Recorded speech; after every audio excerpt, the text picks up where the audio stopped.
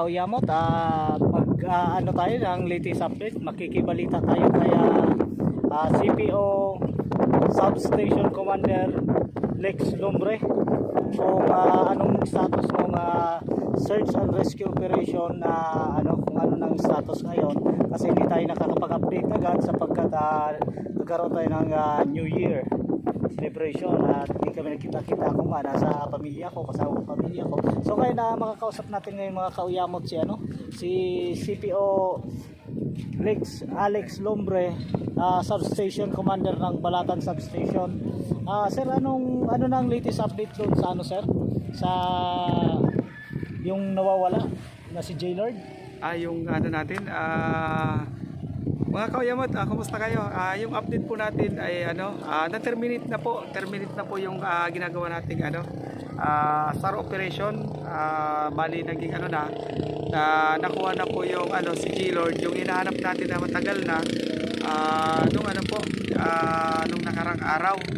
So yun, ang malungkot lang po na balita, mga kauyamot, dahil po nakuha po siya sa part ng Burias, wala na po siyang buhay. Nakita po siya ng mangingisda doon sa part ng Barangay Mabuhay, Pascual. Nakakalungkot po mga kauyamot na balita yon, dahil po nakuha po siya ng mangingisda. Nakalutang-lutang na po siya doon sa dagat at wala na pong buhay. Kaya nakikidalamhati, nakikiramay tayo doon sa pamilya na nawala na si Jaylord.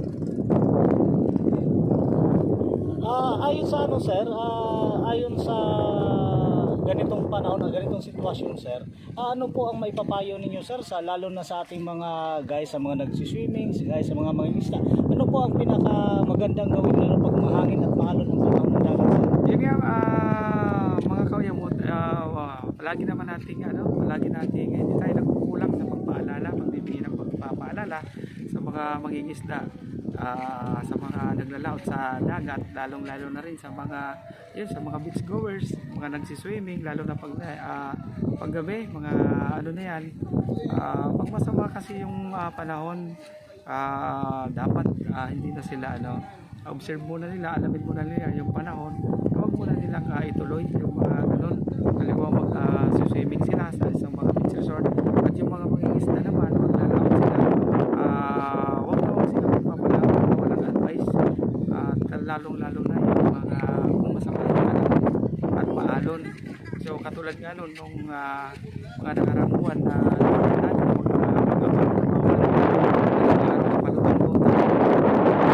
inabot sila ng nasiraan sila ng makina, palutang-lutang. Mabuti nakuha natin yun yung mag-ama na safe na buhay, dahil kung may nakakuha rin sila ng mga mangingisda, napadpad sila dito sa part ng isla ng Burias. So yun, sana pag masama ang panahon, pag masama yung ng dagat, huwag po magpipilit na pumalaot at huwag magpipilit na maligo sa dagat. Alright mga kauyamot, ayun ang nakapanayam natin ngayon si CPO Lex Lumbre, Substation Commander ng Balatan Camarines Sur. At yun ang pinaka-the best na payo niya, and then sa pamilya ni Jaylord, condolence po sa lahat. Thank you mga kauyamot.